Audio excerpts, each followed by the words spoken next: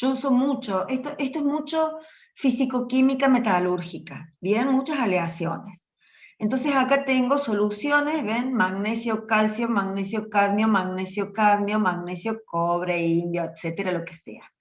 Y tengo para distintas fracciones, estas son fracciones en peso, nosotros vamos a, fracciones atómicas, nosotros las tomamos como fracciones molares, y es para el componente 2, o sea, si mi mezcla es magnesio-cadmio, la fracción atómica que me dan acá es la del cadmio. Esto se lee acá arriba. ¿Bien? Datos termodinámicos para sistemas metálicos binarios. N2 es la fracción atómica del segundo elemento nombrado en la primera columna. Por ejemplo, o sea, aleaciones de magnesios y me da los calores integrales y parciales de esas aleaciones de magnesio, las energías libres en exceso de la solución expresada en calorías por gramo, nosotros consideramos que es calorías por mol. ¿Bien? Entonces, de acá es que yo saqué los datos. Yo acá tengo, por ejemplo, si yo tengo una aleación magnesio-calcio, bien, tengo el delta H molar de mezcla a esta temperatura, a estas fracciones molares. Estos son los datos que yo saco. O sea que para la fracción molar de calcio, 0, 0,1, 0,3, 0,5, 0,7, 0,9, los delta H molar de mezcla son estos. El delta H molar parcial del cadmio en esa mezcla tiene los valores de la segunda tabla. Y el delta G en exceso, acá tengo delta S en exceso en esta tabla, y en alguna más adelante deben estar los delta G en exceso. Por eso es que voy a dejar de compartir pantalla, me voy de nuevo al ejercicio. Sí. Consulta, yo tengo el libro, ¿puedo usar el libro o tengo que usar las tablas para rendir de manera No, virtual? podés usar el libro. Ah, bueno, O sea, vos gracias. tenés el libro de las propiedades. Claro, claro, sí. Usás el libro de las propiedades. Miren, yo les voy a decir esto. Ustedes se tienen que sentir en libertad de usar las tablas en PDF, o si las tienen, ¿cómo se dice? Impresas, las tablas impresas. Lo único que tienen que fijarse es que tengan todos los datos, el último Unifact, no sé, lo último que haya dado el ingeniero Macario. Luego, cada uno escribe y resuelve el problema como lo entiende, siempre y cuando la base conceptual sea la correcta. Nadie tiene que escribir igual que yo. Nadie tiene que escribir igual al compañero de al lado. Cada uno lo resuelve como le es más fácil, como lo entienden. Si a uno con una ecuación, con un sistema de ecuaciones y un given find llega al resultado y otro necesita escribir 10 ecuaciones para entender y llegar al resultado, por mí está bien. Tienen que tener esa libertad de resolver el problema así como lo resolvían a mano, que cada uno seguía su camino y llegaba al resultado utilizando los conceptos. Entonces, ¿qué hice yo? Vamos a esto. Ya ni me acuerdo el enunciado del problema, pero seguramente me dice que tengo una mezcla platino-cobalto que tiene un comportamiento regular. Si tiene un comportamiento regular, me está diciendo que el cambio de entropía de mezcla en exceso vale 0. Y también me tiene que decir que el delta H de mezcla en exceso es distinto de 0. ¿Dónde está el signo distinto, chicos? ¿Ustedes qué saben?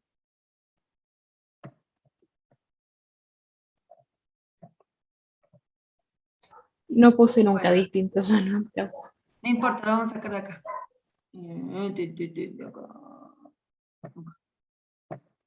Distinto de 0. Listo, ahí está. ¿Bien? Entonces, sabiendo eso, me fui a la tabla. ¿Qué me da? Me da el cambio de energía libre molar de mezcla en exceso en función de la fracción atómica, que nosotros vamos a tomar como fracción molar, del platino. Entonces, ¿qué hago? Estos eran los valores experimentales. Para poder trabajar, lo que tengo que hacer, ¿qué es? encontrar una función matemática que me ajuste los puntos experimentales. Ajuste de curva, siempre se hace igual. Es como lo hicimos la clase pasada. ¿Sí? Con el GenFit, ¿se acuerdan? Sí, nos acordamos. Bien, entonces ajusto estos datos experimentales que saqué de la tabla, tengo mi función, luego por el método de las tangentes encuentro el cambio de energía libre en exceso para el componente 1 y el cambio de energía libre en exceso para el componente 2. ¿Por qué? Porque ya tengo la función de en exceso de la mezcla como función de las fracciones molares. Luego, me pide que calcule el coeficiente de actividad de componente 1 y el coeficiente de actividad de componente 2. Por definición, delta G del componente 1 en exceso es RT logaritmo del coeficiente de actividad del componente 1. Delta G en exceso para el componente 2 es RT logaritmo del coeficiente de actividad del componente 2. Despejando gamma 1 y gamma 2, gráfico.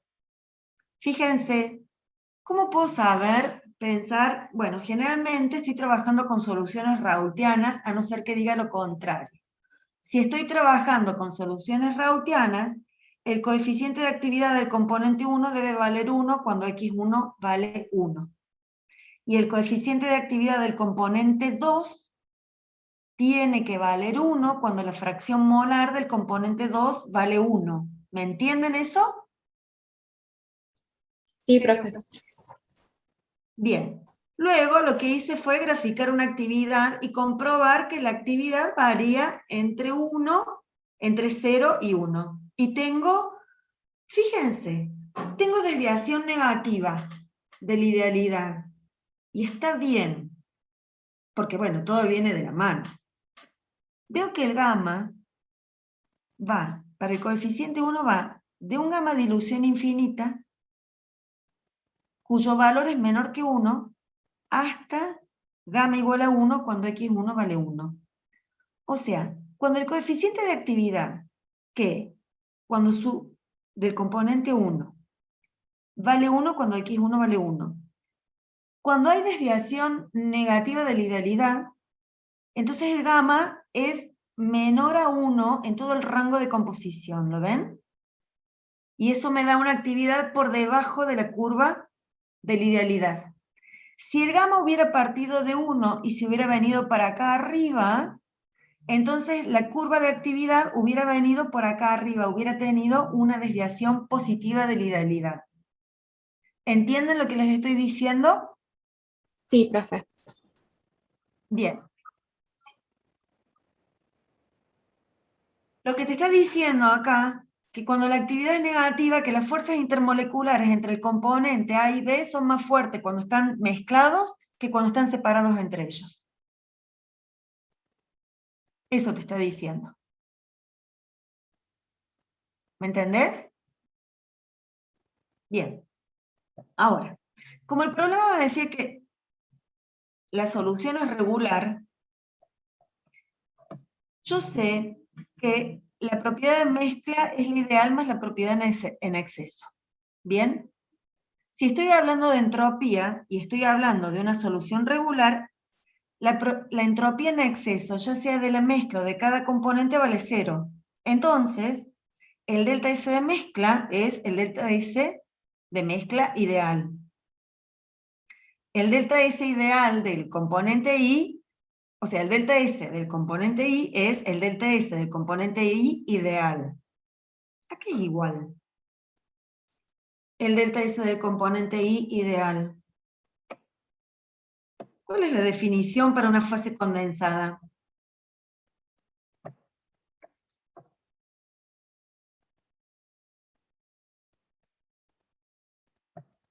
¿Ah?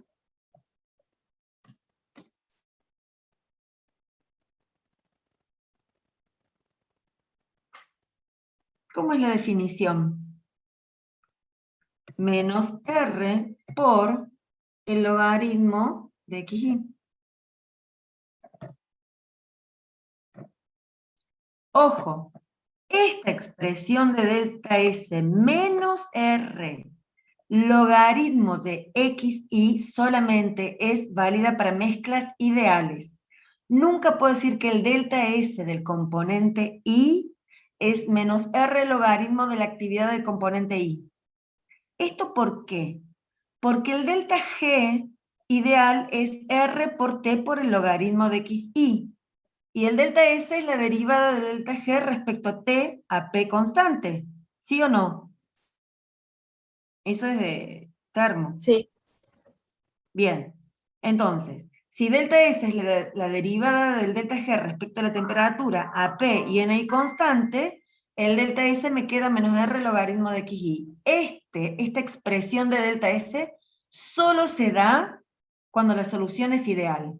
No vale como menos R logaritmo del coeficiente o menos R logaritmo de la actividad, está mal. ¿Me entienden? ¿Sí o no? Sí, sí, profe. entendemos. Bien. Entonces, vuelvo.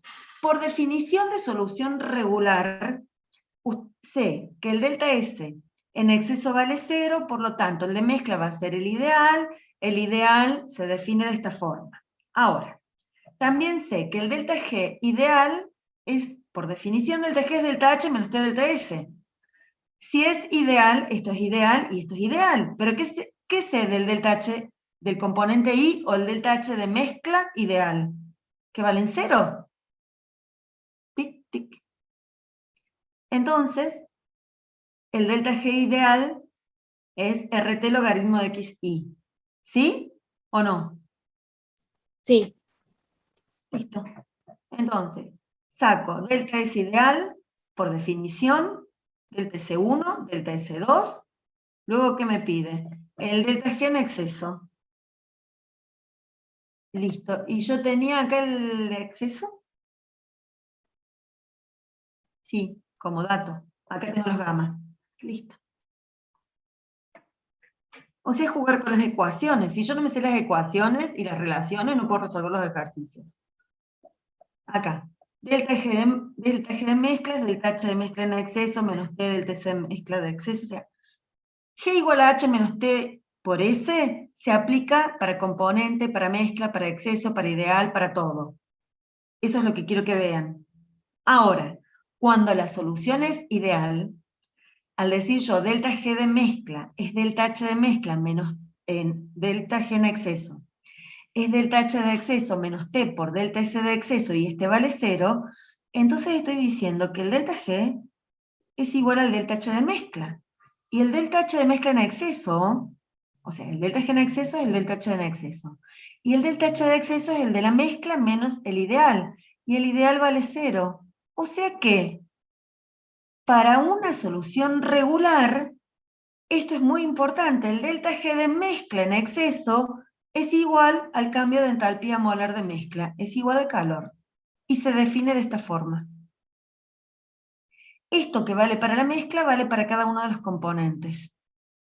¿Entienden lo que les estoy diciendo? sí, O sea, acá después tengo el delta H de mezcla, aplico el método de las tangentes, saco delta H1, delta H2, saco el delta G de la mezcla porque tengo el exceso y conozco el ideal, y ya está. Y resolví todo el problema. Siempre aplicando las mismas ecuaciones.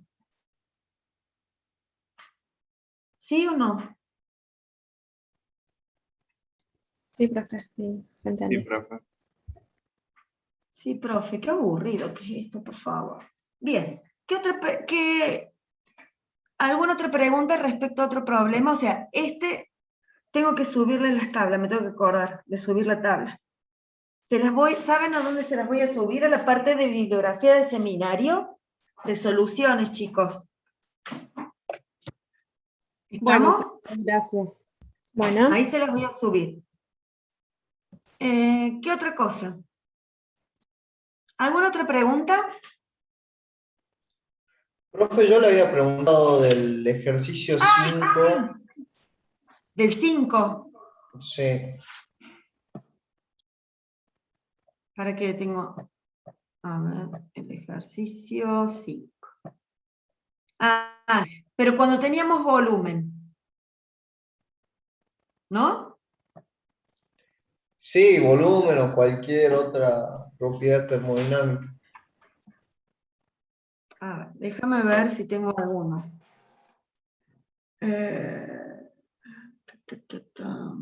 Espera. Quiero ver si tengo algún que me pedís resuelto que tenga Gibbs-Duhem con volumen.